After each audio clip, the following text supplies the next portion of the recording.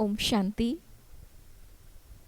आज हम एक बहुत इम्पॉर्टेंट सेशन करने जा रहे हैं। प्रजापिता ब्रह्मा कुमारी ईश्वरीय विश्वविद्यालय का इतिहास और हमारे आदरणीय पिता श्री ब्रह्मा बाबा की अद्भुत जीवन कहानी। आप सभी जानते हैं कि इस ईश्वरीय विश्वविद्यालय की स्थापना स्वयं निराकार ज्योति स्वरूप परमपिता परमात्मा ने साकार माध्यम प्रजापिता ब्रह्मा के द्वारा 1936 में की। लेकिन आप सबके मन में सवाल उठ सकता है कि परमात्मा तो निराकार है, ज्योति स्वरूप है, वो गुणों में सिंधु के समान है लेकिन रूप में बिंदु है। तो ऐसे निराकार परमात्मा ने अगर एक नई सृष्टि की स्थापना की ब्रह्मा के द्वारा, तो वो कैसे की? और सृष्टि में जिस ब्रह्मा का गायन है, आखिर वो ब्रह्मा है कौन? तो हम सभी आज इसी संदर्भ में एक कहानी सुनेंगे। जो भी भाई बहनें YouTube के माध्यम से 7 डेज़ कोर्स कर रहे हैं, तो इस 7 डेज़ कोर्स के बाद आगे जो क्लासेस होती है उसमें किस प्रकार से हम इस रूटीन को चालू कर रख सकते हैं, उसके बारे में भी हम कल बताएंगे। तो आज हम एक अद्भुत जीवन कहानी सुनेंगे।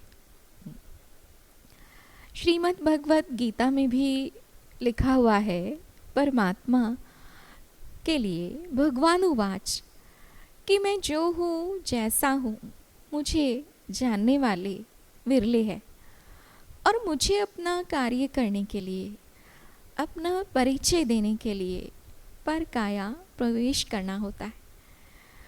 अब सोचने की बात यह है कि परमात्मा ने जिस तन का माध्यम लिया, पहली बात तो हम ये जानेंगे कि जैसे परमात्मा ने, जब परमात्मा को नई सृष्टि रचने का संकल्प आया, तो परमात्मा ने ये संकल्प रूपी बीज ब्रह्मा जी को दिया और ब्रह्मा जी के द्वारा नई सृष्टि का सृजन हुआ। और परमात्मा तो करावनहार है, तो वो अपना कार्य करवाते हैं। तो ऐसे ही ब्रह्मा जी के द्वारा ये नई सृष्टि की स्थापना हुई। तो कब हुई? है ना? क्योंकि नेचुरल है कि जब पुरानी सृष्टि होगी तो ही उसे नया बनाएंगे, तो ही नया बनाने का संकल्प आएगा। तो जैसे आज हम देखते हैं कि इस संसार में अधर्म पाप बढ़ता जा रहा है, और परमात्मा का मुख्य कर्तव्य ही है अधर्म का नाश और एक सत्य धर्म की स्थापना। तो अधर्म का नाश करने के लिए जब इस संसार में पाप कर्म, अशांति, दुख, पापाचार बढ़ने लगता है, गीता ज्ञान के अनुसार यदा यदा ही धर्मस्य ग्लानिर्भवति भारत, तो ऐसे धर्म ग्लानि के समय पर स्वयं निराकार परमात्मा ने इस धरती पर, इस साकार धरा पर एक साधारण मनुष्य तन में प्रवेश किया। और जिस साधारण मनुष्य तन में प्रवेश किया, उनका ही दिव्य नाम रखा प्रजापिता ब्रह्मा। तो आइए हम इनकी आज कहानी सुनेंगे। प्रजापिता ब्रह्मा जो एक दिव्य नेम है, एक डिवाइन नेम परमात्मा के द्वारा मिला हुआ, लेकिन इनका नाम शुरू से ही ब्रह्मा नहीं था। जिनकी फ़ोटो आप पीछे देख रहे हैं, ये कोई साधारण व्यक्ति नहीं थे। हो सकता है आपके मन में सवाल हो कि परमात्मा को जब एक मनुष्य तन का ही आधार चाहिए था, तो यही क्यों? आप भी तो है, दुनिया में कई महात्माएं हैं, संसार की धर्म आत्माएं हैं, लेकिन इन्हें ही क्यों चुना? इसके पीछे भी तो ज़रूर कोई नेचुरल लॉजिक होगा। जो आज की ये कहानी सुन करके आप खुद ही समझ जाएंगे कि परमात्मा ने इस रथ को अपना आधार, अपना माध्यम क्यों चुना। तो दादा लेखराज, जिनका बचपन सिंध हैदराबाद में 1876 में कृपलानी परिवार में इनका जन्म हुआ। एक साधारण लेकिन संस्कारी सिद्धांतवादी परिवार में इनका जन्म हुआ। बचपन से ही दादा लेखराज के अंदर बहुत सारी क्वालिटीज़ थी, बहुत सारे गुण थे। नम्रता, सहनशीलता, परोपकार, बड़ों के प्रति आदर भावना, सहयोग की भावना, सम्मान की भावना और आगे इतनी ऑनेस्टी थी। दूसरों की मदद करने के लिए अपनी जान भी न्यौछावर कर देना, ऐसी बहुत सारी गुण और विशेषताएं ओरिजिनली ही इनके अंदर थी। तो इनके घर में जैसे बड़े बुज़ुर्ग और बड़ों के अंदर जो भक्ति भावना के संस्कार थे, तो वो संस्कार इनमें भी कोट कोट के भरे हुए थे। बचपन से ही, छोटी सी नन्ही सी एज से ही दादा ने सीखा बड़ों को देखकर कि जब तक सुबह उठकर पूजा पाठ, स्नान पानी करके पूजा पाठ ना करे तब तक पानी की बूंद भी स्वीकार नहीं करते थे। तो ऐसे ही दादा लेखराज जी के अंदर भी बचपन से ही ये भक्ति भावना के संस्कार उमड़ आए और उन्होंने भी ये निश्चय किया कि सुबह जब तक स्नान पानी करके परमात्मा की प्रार्थना ना करे, भक्ति पाठ पूजा ना करे, तब तक ये पानी की एक बूंद भी स्वीकार नहीं करते थे। और स्कूल में पढ़ाई में भी नंबर 1 इनके पिताजी एक स्कूल में अध्यापक थे। तो मास्टर जी का बेटा ये कहकर वैसे ही सभी इनसे बेहद प्यार करते थे, क्योंकि है ही इतने प्यारे थे वो। इनकी पर्सनालिटी भी अंग्रेज़ों की तरह थी और बहुत चेहरे में मासूमियत, भोलापन था, एक सज्जन सा चेहरा, इनोसेंट फेस। और दादा लेखराज जी, जिन्हें लकी राम के रूप से जाना जाता था, तो उनके अंदर स्कूल में भी वो किसी बच्चे ने मान लीजिए उसके पास खाने के लिए कुछ नहीं है और इनके पास अगर कुछ खाने के लिए है तो ये फट से उसे खाना देते थे। उनको ये लगता था कि इस दुनिया में कोई भी भूखा प्यासा ना हो। इनके बड़ों ने इन्हें शिक्षा दी थी कि अगर तुम समय पर किसी की मदद करोगे, तुम समय पर किसी की भूख प्यास मिटाओगे, तो भगवान तुम्हारे खाते में डबल पुण्य जमा करेगा। तो बस ये भावना इनके मन में बहुत अच्छी गहराइयों से भरी हुई थी कि अगर मैं समय पर किसी के काम आऊँगा, मैं समय पर किसी की मदद करूँगा, किसी की भूख प्यास मिटाऊँगा, तो मेरे खाते में डबल पुण्य जमा होगा। तो हर किसी की मदद करना, बड़ों के लिए आज्ञाकारिता, भक्ति भाव, ऐसे बहुत सारे गुणों से इन्होंने सबका दिल जीत लिया था। ऐसे करते करते बचपन में ही, इनकी एज ज़्यादा बड़ी नहीं थी, अचानक इनके पिताजी को कुछ ऐसी बीमारी हुई। उस समय ना कोई बड़े बड़े हॉस्पिटल्स, ना कोई सर्जरी, कोई इतनी सुविधाएं नहीं थी। तो वैद्य हकीमों के द्वारा इलाज कराया, लेकिन अचानक ही इनके पिताजी का देहांत हुआ। एक छोटी सी नन्ही सी आयु में पिता का साया ऊपर से उठना एक बहुत बड़े दुख की बात थी, लेकिन इनका भगवान से बहुत प्यार था।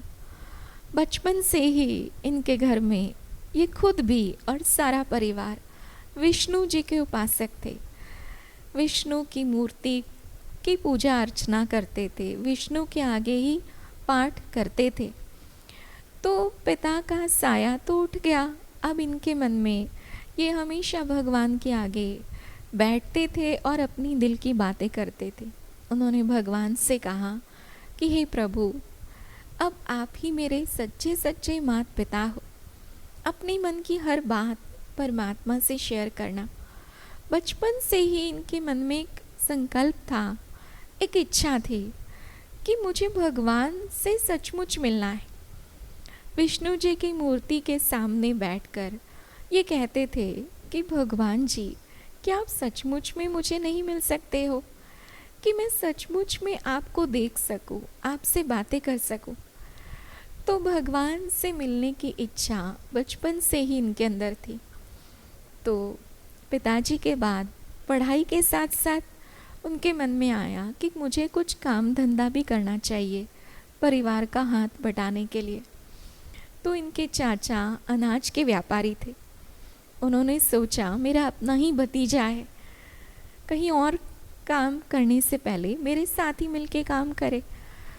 तो चाचा के बिजनेस में जैसे ही इन्होंने अनाज का व्यापार शुरू किया, कोई भी गरीब भूखा प्यासा ऐसा सामने आता था ग्राहक, तो ये वैसे ही उसकी झोली में अनाज डाल देते थे।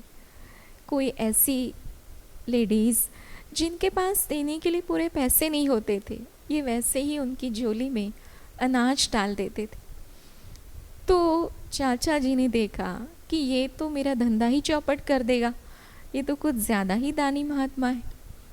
उन्होंने बड़ी युक्ति से दादा लेखराज जी को कहा कि देखो लखीराज, तुम्हारे लिए ये काम धंधा ठीक नहीं है, तुम अपने लिए कोई और काम ढूंढ लो। इनकी समझ में तो आ गया। अब ये सुबह शाम पाठ पूजा करते थे, भक्ति करते थे। इन्होंने भगवान विष्णु से कहा कि हे भगवान, हे मेरे माता पिता, आप शायद नहीं चाहते कि ये काम धंधा मैं करूं। कोई बात नहीं, आप ही तो मुझे कोई नया काम दिलाने वाले हो। सुबह उठकर पाठ करते वक्त भगवान को फिर से याद दिलाया कि याद है ना, आज आपको ही मुझे कोई ना कोई नया काम दिलाना है।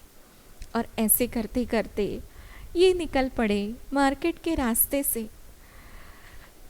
और अचानक से जैसे वो चल रहे थे रास्ते पे, एक बहुत बड़े हीरे जवाहरातों के व्यापारी की नज़र इन पे पड़ी।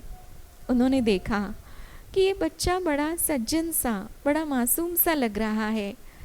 उन्होंने वैसे ही इनसे पूछ लिया कि बेटा तुम कहाँ जा रहे हो।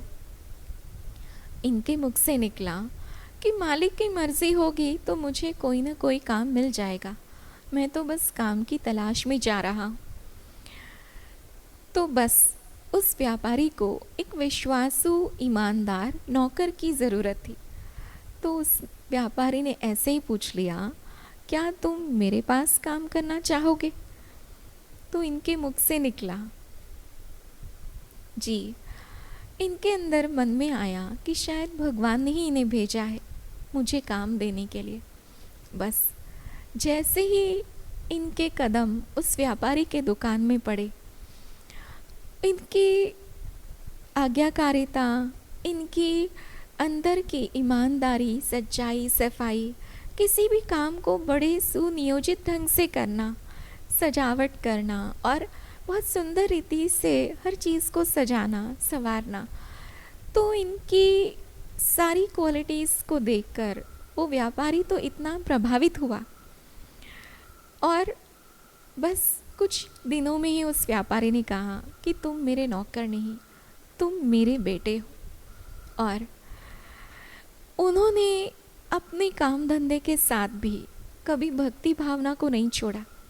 बचपन से ही इनके पॉकेट में एक छोटी सी फ़ोटो श्री नारायण की हुआ करती थी, क्योंकि नारायण ही विष्णु का स्वरूप है। और ये हमेशा ही इनके मुख से नारायण, हरि नारायण का जाप करते थे, गीता को भी मानते थे, गुरु ग्रंथ को भी मानते थे और साथ साथ ये अपनी भक्ति पाठ पूजा भी करते थे। भगवान से इन्हें बहुत बेहद प्यार था। तो उनके मन में आया, अब जैसे जैसे उस हीरे जवाहरातों के व्यापारी के साथ इन्होंने काम करना शुरू किया, अब धीरे धीरे उस व्यापारी की तो किस्मत ही बदल गई। इनके अंदर 2 महीनों में ही एक ज़बरदस्त क्वालिटी आ गई, एक रत्न पारखी। उस व्यापारी से भी ज़्यादा पारखी नज़र इनकी थी, और 1 सेकंड में अगर कोई गहने लेकर आया तो हाथ में रखते 1 सेकंड में ये समझ जाते थे और बता देते थे कि इसमें इतना रियल गोल्ड है और इतनी मिलावट है। अगर इनके आगे 10 झूठे हीरे आर्टिफिशियल डायमंड्स है और उसमें से एक रियल है, सब एक जैसे चमक रहे, तो ये 1 सेकंड में परख लेते थे कि ये असली हीरा है और बाकी सब नकली है। तो इनकी ज़बरदस्त ग्रास्पिंग पावर, परखने की शक्ति के कारण इन लोगों का विश्वास दिन ब दिन इन पे बढ़ता गया, और धीरे धीरे उस व्यापारी की तो दुकान इतनी अच्छी चलने लगी, खूब पैसा आता गया, और इनकी ईमानदारी और इनके गुणों पे प्रभावित होकर उन्होंने तो दादा लेखराज जी को अपना भागीदार ही बना दिया। तो घर परिवार वाले भी देखते थे कि बच्चा बड़ा हो गया है, अपने पैरों पे भी खड़ा हो गया है, लेकिन ये तो अपनी भक्ति भावना में ही लगा रहता है, गुरु महात्माओं के पास जाना। क्योंकि जैसे ही ये थोड़े से बड़े हुए थे, इनको भगवान से मिलने की इच्छा तो बचपन से ही थी। तो किसी ने कहा कि गुरु, तुम अगर गुरु करोगे तो गुरु तुम्हें भगवान से मिलाएंगे। तो इन्होंने गुरु किए, पहला गुरु किया, उनके पास जाना, ज्ञान चर्चा करना। 1 मास हुआ, 2 मास हुआ, 3 मास हुए, भगवान तो मिले नहीं। तो सोचा गुरु जी से तो भगवान मिले नहीं, अब क्या करें। पहले के ज़माने में लोग बहुत सत्संग प्रेमी हुआ करते थे, बहुत धार्मिक वृत्ति के थे, और उन्हें गुरु महात्माओं से एक डर भी था कि कहीं हम गुरु को छोड़े तो हमें गुरु के द्वारा कुछ ऐसा श्राप न मिल जाए। तो किसी ने कहा कि ऐसे गुरु को छोड़ते नहीं। तो उन्होंने मन में सोचा कि ठीक है, कोई और गुरु मुझे भगवान से मिला दे। ऐसा सोचकर उन्होंने दूसरा गुरु किया। दूसरे गुरु से भी इतना समय बीता, भगवान जी नहीं मिले। फिर तीसरा गुरु किया, गुरु को छोड़ा नहीं, पहले दूसरे, लेकिन धीरे धीरे करते करते इन्होंने अपने जीवन काल में 12 गुरु किए।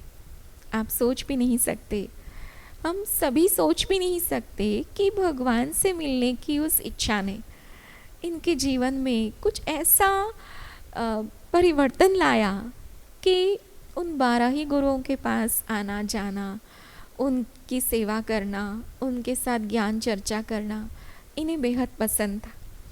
तो जिस प्रकार से हम बात कर रहे थे कि इनके परिवार के बड़ों ने सोचा कि बच्चा तो अपने पैरों पे खड़ा हो गया है और अच्छा धन दौलत भी कमाने लगा है, तो क्यों ना इनको गृह, जैसे घर परिवार की परंपरा होती है उस अनुसार इनको गृहस्थी के बंधन में डाल दिया।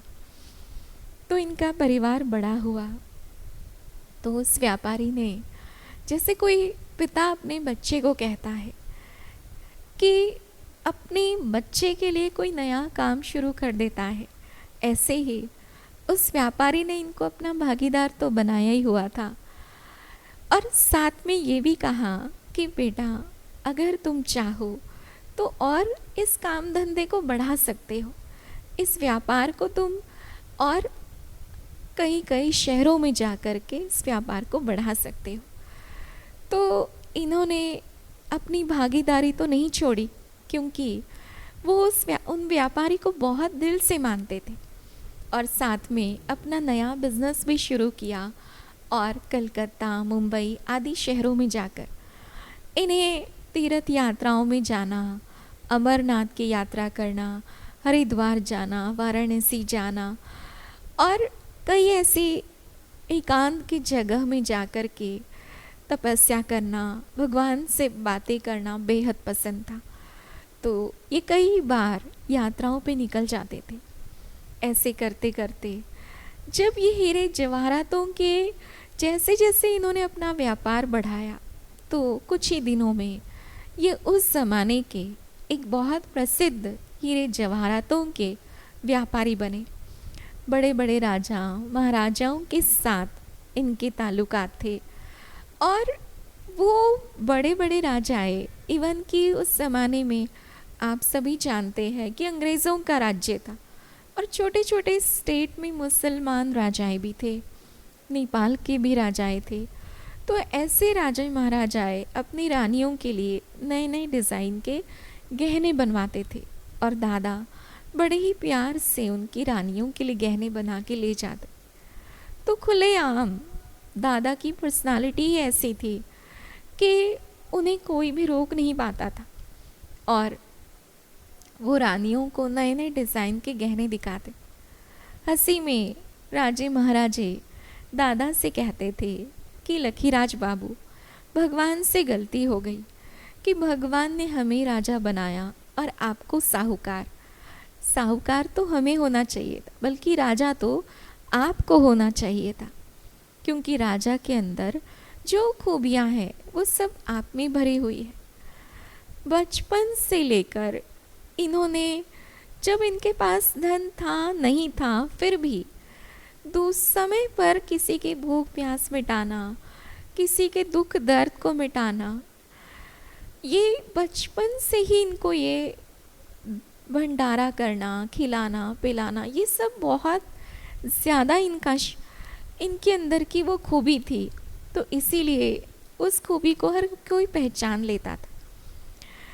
जैसे जैसे बचपन से लेकर इन्होंने काम धंधा शुरू करना शुरू किया, राजा महाराजाओं से भी मिले, और उस जौहरी के पास जैसे काम करना शुरू किया, जो कुछ भी इनके पास मिलता था वो कुछ हिस्सा अपने घर वालों को देते थे और कुछ हिस्सा दान पुण्य में लगाते थे।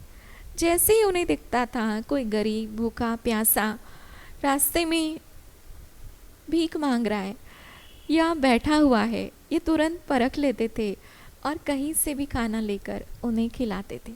गर्मियों में प्याऊ लगा देना, इवन कि गुरु महात्माओं के पास भी ये कभी खाली हाथ नहीं जाते थे। खूब सारा अनाज धन दान पुण्य करना, उनके पास ज्ञान चर्चा करना, इस प्रकार से इन्होंने अपने जीवन में बहुत दान पुण्य किया, खाना खिलाया, गरीबों के लिए अन्न छत्र लगाया। तो ऐसे दान पुण्य समाज की सेवा करते करते और अपने काम धंधे में अपनी कुशलता से, अपनी ईमानदारी के बल से ये उस ज़माने के एक फेमस डायमंड मर्चेंट के रूप से जाने माने हस्ती बन गए।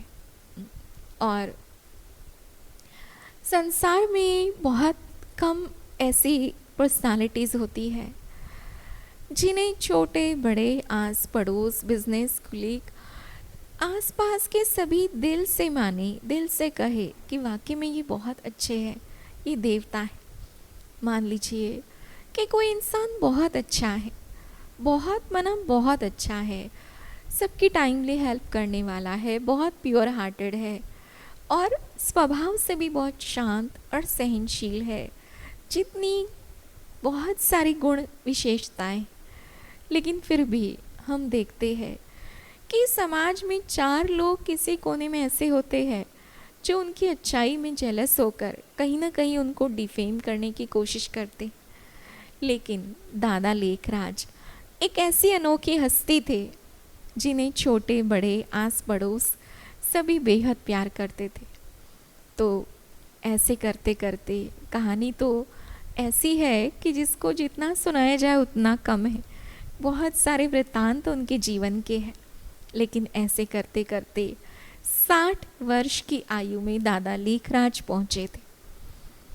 और जब इन्होंने 12 गुरु किए, गुरु महात्माओं के पास जाना शुरू किया, और जब इनका परिवार बड़ा हो गया और इन्होंने अपना अलग बिजनेस भी शुरू किया, उस समय इन्होंने सिंध हैदराबाद में, कराची में ही अपना नया भवन बनाया।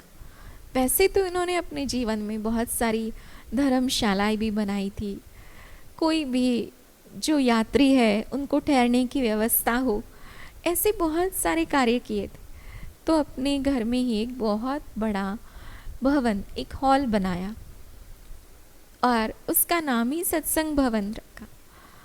और पहले ये गुरु महात्माओं के पास जा कर के ज्ञान चर्चा करते थे, लेकिन जब इन्होंने सत्संग भवन बनाया तो इनके मन में आया कि क्यों ना सभी को गुरु महात्मा जी के सत्संग का लाभ मिले। तो 12 गुरु थे और साल के 12 मास होते हैं, तो हर मास में एक गुरु को ये निमंत्रण देते थे।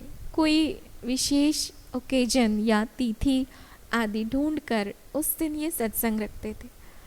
और जैसे ही गुरु महाराज इनके घर में प्रवचन के लिए आते थे, ये सभी अपने आस पड़ोसी, रिश्ते नाते, कुलीग, बिजनेस कुलीग, सभी को दिल से निमंत्रण देते थे और सारा सत्संग भवन लोगों से भर जाता था। उस ज़माने के लोग वैसे ही बड़े सत्संग प्रेमी थे, तो ढेर सारा भंडारा, प्रसाद आदि बनाकर सबको भंडारा खिला करके ये तृप्त होते थे और गुरुजी को भी अपने हाथ से अनाज, धन धान्य दे करके विदा करते थे। अब जैसे उनका ये रूटीन बन गया था। ऐसे करते करते जब ये 60 वर्ष के हुए, 1936 की बात है, एक बार ऐसे ही इनके घर में गुरु महात्मा आए हुए थे। सत्संग चल रहा था और सभी बड़े प्रेम से सत्संग सुन रहे थे। और दादा लेखराज, जिनका ये नियम था कि ये कभी बीच में, सत्संग के बीच में से कभी उठते नहीं थे, ये पीछे बैठते थे।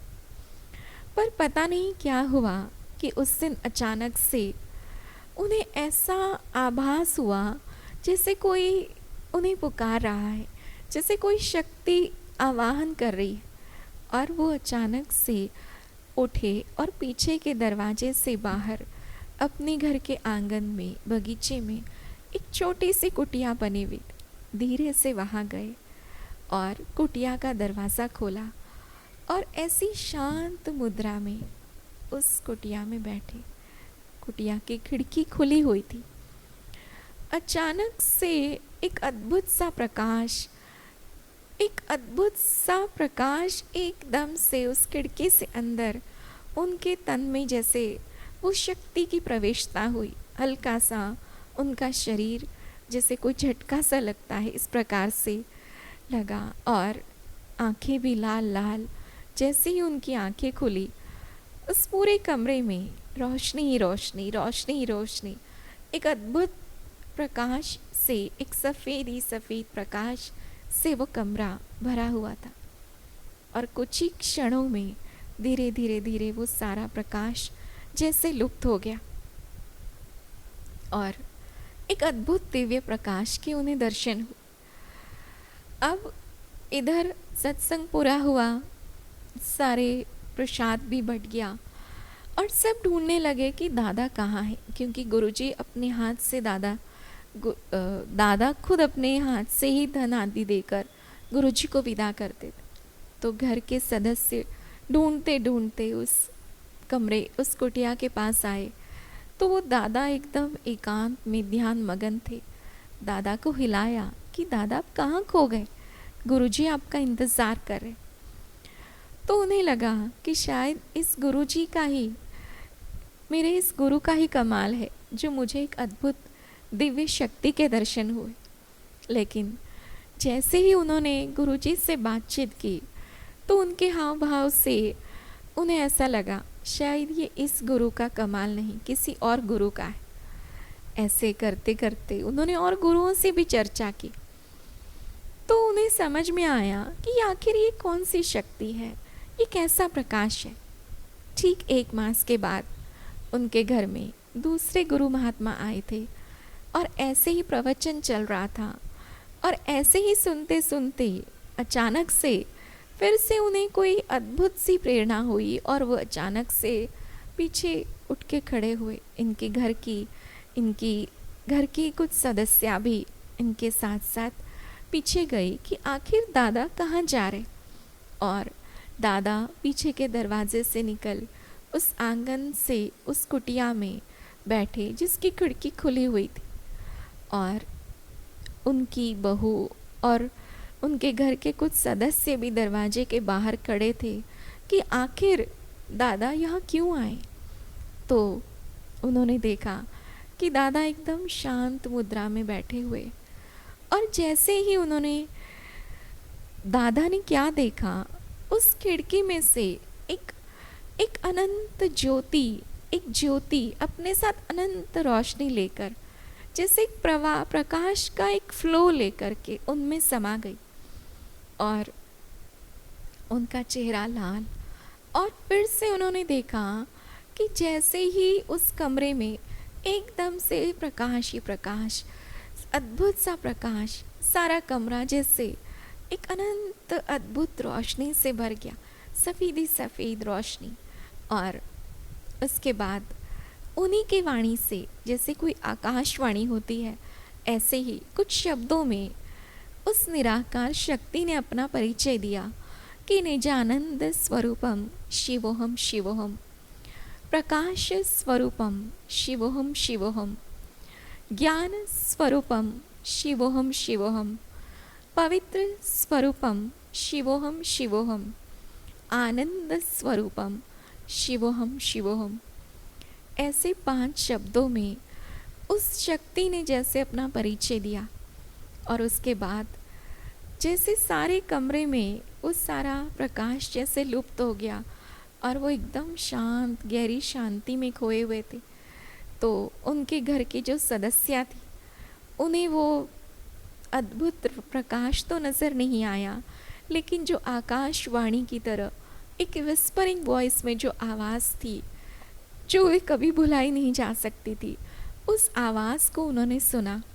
और उसको एक कागज़ में लिख करके बाद में जब दादा बिल्कुल शांत हो गए तो उन्हें बताया कि दादा, आज आपके द्वारा एक ऐसी आवाज़, एक ऐसी गहरी शक्तिशाली आवाज़ थी जो मैंने सुना, वो आपको बता रही हूँ। तो दादा ने भी वो आवाज़ सुनी थी, लेकिन वो इतने अंतर ध्यान हो गए थे कि उन्हें जैसे वो आवाज़ भी उनसे लुप्त हो गई। लेकिन धीरे धीरे उन्हें ऐसा समझ में आ रहा था कि कोई तो शक्ति है, जो एक अद्भुत शक्ति है, और ये सब कुछ मुझे क्यों दिखाई दे रहा है। अब कई बार उन्हें ऐसा लगने लगा जैसे कोई आसमान में एक दिव्य अखंड प्रकाश में ज्योति, और जिनसे अनंत प्रकाश की किरणें निकल रही है, ऐसे अद्भुत प्रकाश में ज्योति का साक्षात्कार हो। अब उनका जीवन धीरे धीरे धीरे एकांत में एकांतवासी बन गया। दादा को यही समझ में नहीं आ रहा था कि आखिर ये सब क्या है। हे प्रभु, ये कैसी तेरी लीला है। ऐसे ही एक दिन ये सुबह सुबह पूजा में बैठे थे, और जिस तरह बचपन से नारायण की भक्ति करते थे, विष्णु को मानते थे, तो भगवान से बातें ही कर रहे थे कि हे प्रभु, ये कौन सी शक्ति है, ये कैसा प्रकाश है।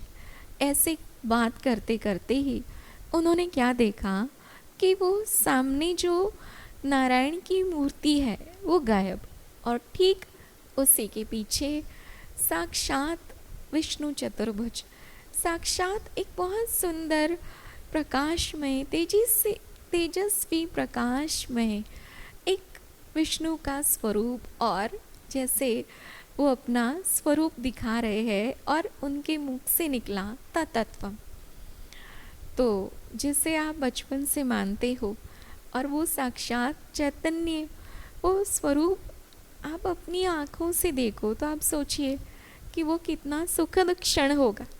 जैसे ही दादा ने साक्षात विष्णु चतुर्भुज का साक्षात्कार किया, तो वो इतने गदगद हो गए, उनकी आंखों से खुशी की अश्रुधारा बहने लगी, और मन ही मन सोच में पड़ गए थे कि हे प्रभु, ये कैसी तेरी लीला है ना। और जैसे ही वो विष्णु का स्वरूप देख रहे थे, इतने धन्य धन्य हो गए और कुछ ही क्षणों में वो गायब और वो ही मूर्ति सामने। तो ये भगवान से बातें कर रहे थे कि हे प्रभु, ये कैसी आपकी लीला है, मैंने कैसे कौन से पुण्य कर्म किए हैं जो आप ये सब कुछ मुझे दिखा रहे हो। अब इनके जीवन में एक अद्भुत सा परिवर्तन आने लगा और ये अपने आप से बातें करने लगे, एकांतवासी बनने लगे। इनके घर परिवार वालों को भी समझ में नहीं आ रहा था कि दादा के साथ आखिर ये सब क्या हो रहा है। ये एकांत में न्यारे न्यारे से होते जा रहे। अब दादा कभी वाराणसी चले जाते, कभी हरिद्वार चले जाते, कभी मुंबई में बबुलनाथ के मंदिर के पास जाकर के पाठ पूजा भक्ति में लीन हो जाते। तो एकांत में जब भी ये जाते, एक बार ऐसे ही ये एकांत में तीर्थ पे गए हुए थे और जैसे बैठे हुए थे तो इन्होंने क्या देखा कि सामने से एक बहुत सुंदर, इतना प्यारा तेजस्वी स्वरूप श्री कृष्ण का, इतना सुंदर श्री कृष्ण का स्वरूप, मोर मुकुटधारी, चेहरे पर एक दिव्यता की मुस्कुराहट, हाथों में बांसुरी लिए उनके पास आ रहा है। और उस श्री कृष्ण का साक्षात स्वरूप देख करके दादा इतने गदगद हो गए और उनके आंखों से खुशी की अश्रुधारा बहने लगी। और धीरे धीरे जैसे वो श्री कृष्ण की तरफ अपना हाथ बढ़ा ही रहे थे, उतने में ही वो गायब।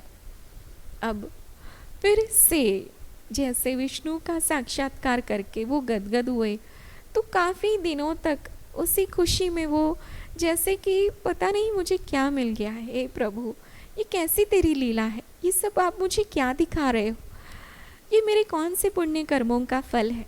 ऐसे करते करते धीरे धीरे इनके जीवन में साक्षात्कार का पाठ शुरू हुआ।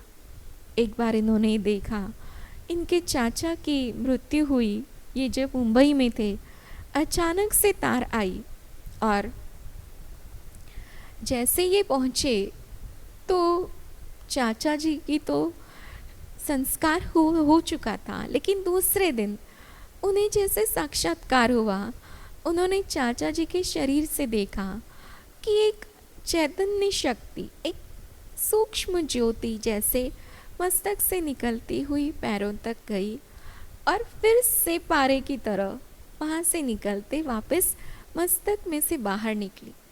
अब दादा को ये था कि आखिर ये शक्ति कहाँ जा रही, आखिर ये कैसा खेल है। तो उन्होंने जब अपने अंदर उनकी जिज्ञासा पैदा हुई कि आखिर मस्तक से निकल ये शक्ति गई तो कहाँ गई, तो उन्हें जैसे एक आभास हुआ कि गर्भ में वो शक्ति समा गई। तो उनके अंदर एक स्पष्ट ज्ञान प्राप्त हुआ कि हम सभी के अंदर जो चैतन्य शक्ति है वो ज्योति स्वरूप आत्मा है। वो आत्मा ही है जो शरीर को चलाने वाली शक्ति है। और जैसे ही आत्मा देह से न्यारी हो जाती है, ये शरीर जड़ हो जाता है। अब ऐसे करते करते उन्हें अपने मस्तक में भी एक ज्योति स्वरूप का साक्षात्कार, जैसे उन्हें आभास होने लगा कि हम सभी के अंदर जैसे कि ईश्वर का स्वरूप। जब तक उन्हें परमात्मा और आत्मा के बारे में धीरे धीरे चलते चलते साक्षात्कार के माध्यम से ही, गुणों के माध्यम से ही पता चला कि नहीं, परमात्मा तो परमात्मा का रूप भी ज्योति स्वरूप है, लेकिन वो गुणों में सिंधु के समान है। वो तो अखंड प्रकाश में ज्योति है, उनका तेज तो इस संसार को रोशन करने वाला है।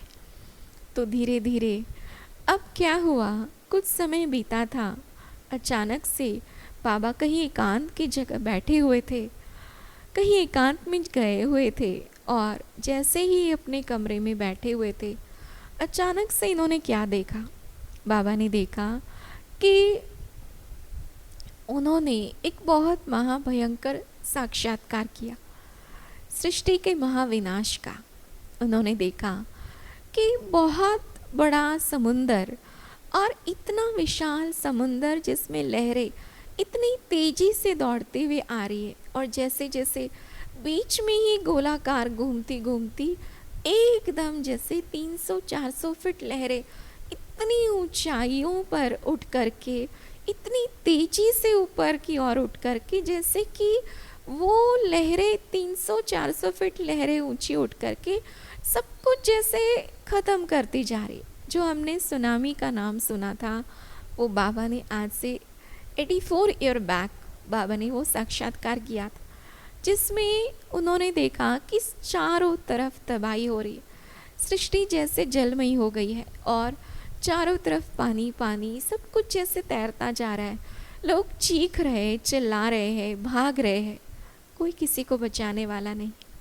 ऐसे ही बाबा ने देखा कि पृथ्वी इतनी तेजी से हिल रही है, इतनी गड़गड़ाहट हो रही है, इतनी तेज आवाज़ें हैं, और सब कुछ जैसे एकदम से इतना बहुत गहरा भूकंप है, और सब कुछ ऊंची ऊंची इमारतें, ऊंची ऊंची बिल्डिंग जैसे ताश के पत्तों की तरह नीचे धंस रही है, सब एक दूसरे पे गिर रही है, जैसे कि अनेक सारी सृष्टि जैसे मलबे के नीचे, और सब कोई दब रहा है, कोई चीख रहा है, कोई चिल्ला रहा है, भाग रहे हैं, और बस जैसे कि कब्रिस्तान हुआ पड़ा है।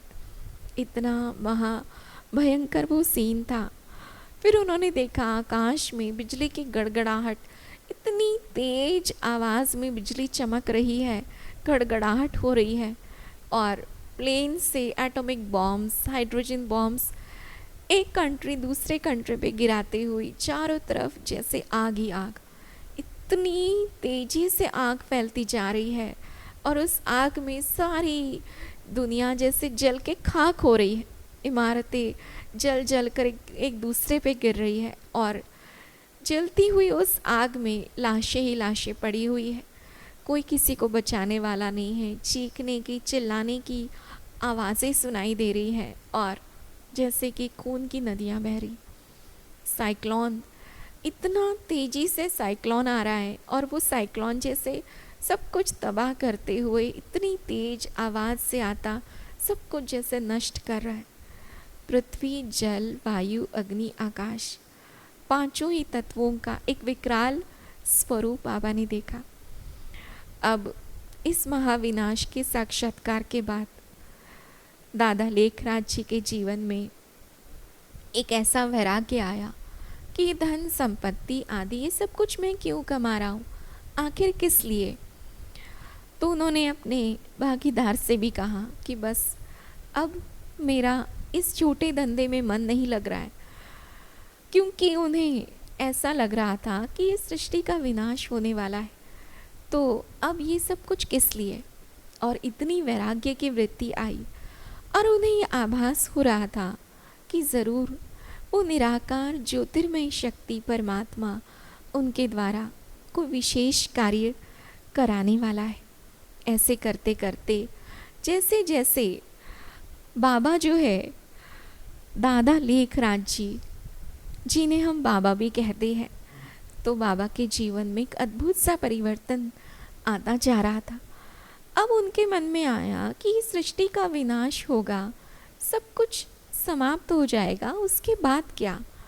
तो उसी सवाल का जवाब देने के लिए परमात्मा पिता ने उन्हें फिर से एक नया साक्षात्कार कराया। ये कुछ ही दिनों की बात, जब उन्हें ज़बरदस्त वैराग्य आया हुआ था, तो कुछ समय बाद, कुछ दिनों बाद उन्होंने देखा, उन्होंने एक साक्षात्कार किया कि वो साक्षात्कार में वो देख रहे थे कि बहुत सुंदर, बड़े आलीशान हीरे मोतियों से सजे हुए बहुत बड़े गेट खुल गए, और जैसे ही उस गेट में एंटर कर रहे थे, उन्होंने देखा, वाह कितनी सुंदर दुनिया, चारों तरफ जगमगाहट, इतनी सुंदर आलीशान सोने के महल, इतनी चमक धमक। और जैसे जैसे उस बगीचे, फूलों के सुंदर बगीचे उनसे निकलते, जैसे ही वो महलों में प्रवेश कर रहे थे, इतने सुंदर आलीशान महल, और हीरे मोतियों से जड़े चमक रहे हैं। एक रंग बिरंगी रोशनी, सुंदर मधुर सी आवाज़, पशु पंछियों के सुंदर से मधुर की आवाज़ का संगीत चारों तरफ बज रहा है, जैसे खुशियों की शहनाइयाँ बज रही है। और उसमें देवताओं की सभा देखी, जिसमें उन्होंने देखा कि लक्ष्मी श्री नारायण का तखत और सभी देवताओं की सभा। और कितना सुखद वह वातावरण, कितनी चारों तरफ खुशियाँ ही खुशियाँ, बस एक प्यार की दुनिया। सबके चेहरों पर एक सुंदर, एक दिव्यता की मुस्कुराहट। और कितना वो प्यारा सा वो सीन, इतने सुंदर बाग बगीचे। जैसे जैसे वो आगे चलते गए उन्होंने देखा इतने सुंदर फूलों से सजे बगीचे, फूलों से सजे हुए झूले, और उस झूले के पास बगीचे में श्री कृष्ण, श्री राधा और गोप गोपिकाएं रास कर रही है। सभी देवी देवताएं, वो छोटे ग्वालपाल, सबके चेहरों पर इतनी दिव्यता और पवित्रता की मुस्कुराहट, इतनी सुंदर तेजस्वी चमकते चेहरे, इतना वो प्यारा सा वो सारा सीन देखते हुए घंटों उन्होंने साक्षात्कार किया उस सतयुगी स्वर्णिम दुनिया का। और उसके बाद जैसे परमात्मा का एक आदेश उन्हें मिला कि बच्चे, निकट भविष्य में एक ऐसी स्वर्णिम दुनिया आने वाली, और ऐसी दुनिया लाने के लिए तुम्हें निमित्त बनना है। तो परमात्मा के द्वारा ये एक उनका इशारा, उनके लिए एक इशारा था। और उस इशारे को समझते हुए उन्होंने अब ये सोचा कि अब जो कुछ मैंने अपने इस जीवन में धन संपत्ति कमाई, अब ये मेरी नहीं है, अब ये सब कुछ ईश्वर के कार्य के लिए है, स्वर्ग की स्थापना के लिए है। तो साक्षात्कारों के इस सिलसिले में जैसे उनका जीवन एक एकांतवासी बन गया था, और कई महीनों में न घर में कोई सत्संग, न कोई गुरु, न कोई महात्मा। सब आसपास के लोग सोच में पड़ गए थे कि दादा के घर में सत्संग क्यों नहीं हो रहा है। तो हमारी एक दादी, मनोहर इंदिरा दादी, जो इसी विद्यालय में ज्ञान सरोवर की मुख्य प्रशासिका रहे, अभी तो वो नहीं है, उनकी ही वाणी से मैंने बचपन में ही ये कहानी सुनी थी। तो दादी बताती कि हम बाबा के बिल्कुल पड़ोस में रहने वाले। तो मैं, मेरी माताजी और मेरी दादी, हम बाबा के पास गए, दादा लेखराज जी के पास गए, और हमने कहा क्या बात है, दादा आजकल नज़र नहीं आते हैं, ना घर में सत्संग है, ना कोई पूजा पाठ, ना गुरु महात्माएं, ना भंडारा, आखिर क्या बात है, दादा तो बिल्कुल ही नज़र नहीं आते। तो उनके घर वाले तो पहले ही सोच में डूबे हुए थे कि पता नहीं कुछ समय से दादा को क्या हो गया है। तो उनके घर वालों ने कहा कि दादा सत्संग भवन में बैठे हुए हैं, आप उन्हीं से जाकर पूछो। तो क्योंकि दादा एकांत में बैठते थे, ध्यान में मगन रहते थे, तो उनके परिवार के सदस्य भी उनके साथ बैठ के ध्यान मगन हो जाते थे। दादा ओम की धुनी लगाते थे, वो भी उनके साथ ओम की धुनी लगाते थे। और जो दादा लेखराज जी की लौकिक युगल जसोदा जी, उनको भी एक बार दादा के साथ जैसे वो ध्यान मगन हुए थे, तो श्री कृष्ण का साक्षात्कार हुआ था। बहुत सुंदर, बहुत प्यारा सा श्री कृष्ण, मोर मुकुटधारी, और उसे देख देख करके वो तृप्त खुश हो गई थी कि पता नहीं मुझे क्या मिल गया। ये कोई साधारण मनुष्य नहीं है, ये वाकई में कोई महापुरुष है। तो उनका भी दृष्टिकोण दादा के प्रति बदल चुका था। और जब मनोहर दादी बताती है कि जब दादी उनके पास आई और वो सत्संग भवन में गए, तो उन्होंने भी क्या देखा, उन्होंने भी जैसे ही दादा ओम की धुनी लगा रहे थे, तो दादी कहती है कि मैं, मेरी माताजी और मेरी दादी, हम भी सारे बैठ गए और हम भी ओम की धुनी में मगन हो गए। और कुछ ही क्षणों में मैंने क्या देखा, मैंने देखा दादा के पास साक्षात श्री कृष्ण इतना सुंदर तेजस्वी चमकता स्वरूप और मोर मुकुटधारी बांसुरी हाथ में लिए मुस्कुराते हुए, इतना प्यारा वो श्री कृष्ण का स्वरूप। मैं तो देख देख के गदगद हो गई और मेरे आंखों से खुशी के आंसू बहने लगे कि ये मैं क्या देख रही हूँ। और सिर्फ मैंने नहीं देखा, मेरी माता जी, मेरी दादी ने भी श्री कृष्ण के दर्शन किए। तो बस जैसे ही मैं धन्य धन्य हो गई, मैंने अपनी सखियों को भी बोला कि मैं दादा के सत्संग में गई तो मैंने साक्षात श्री कृष्ण के दर्शन किए। तो बस ये बात पूरे शहर में फैल गई कि दादा के सत्संग में जो भी जाएगा उन्हें श्री कृष्ण के दर्शन होंगे। और आप सबको पता है कि माताएं तो वैसे ही सत्संग प्रेमी होती है, उन्हें तो श्री कृष्ण से वैसे ही बेहद प्यार होता है, तो ऐसे श्री कृष्ण से कौन नहीं मिलना चाहेगा। तो कई ऐसे घरों में कोई विधवा थी, कोई दुखी थी, जैसे जैसे उन्हें पता चला वैसे वैसे वो भाग भाग के दादा के सत्संग में आने लगी। उनमें से ही गोपी, जिन्हें आज हम मनमोहिनी दीदी के नाम से जानते हैं, तो उनके जीवन का वृत्तांत कि उनके शादी के बाद कुछ ही मंथ में उनके लौकिक पति ने शरीर छोड़ा, तो वो दुखी थी और वो दादा के सत्संग में आई तो उन्हें भी श्री कृष्ण के दर्शन हुए। और ऐसा दादा ने कुछ इस रीति से उन्हें समझाया कि आत्मा तो विनाशी है और आत्मा तो अविनाशी है, शरीर विनाशी है, आत्मा अमर है। तो उनको जैसे ही वो ज्ञान अपील हुआ और श्री कृष्ण का भी साक्षात्कार हुआ, तो वो जैसे धन्य धन्य हो गई और ओम मंडले के साथ जुड़ गई। तो ओम मंडले के सत्संग की ये शुरुआत जिस प्रकार से हुई और किस प्रकार से एक छोटी सी ओम मंडली से आज ये ब्रह्मा कुमारी ईश्वरीय विश्वविद्यालय जो एक वट वृक्ष की तरह फैला है, इसकी भी एक छोटी सी कहानी है। तो आज हम इस कहानी का पार्ट 1 यहीं समाप्त करते हैं और कल हम इसी कहानी का पार्ट 2 आगे से शुरू करेंगे।